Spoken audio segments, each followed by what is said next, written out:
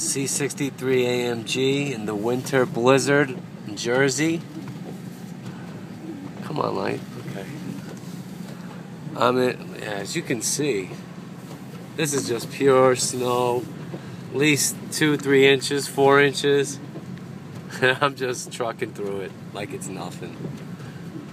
Thanks to these Dunlops, which are 3 winters old already. I had them on my M3. Now I switched them to my C63. Nothing. No problem. I'm chancing it with my traction control off. Let's see how it works with traction on. Driving like with one hand. Alright, traction on. Totally fine. In full control. When I smash the gas, nothing happens. But as you can see, look at that. I'm amazed because I've gotten stuck so many times. It's crazy. Dunlop Winter Sport 3Ds. C63, rear wheel drive, trucking through it like it's nothing. Thank you, technology.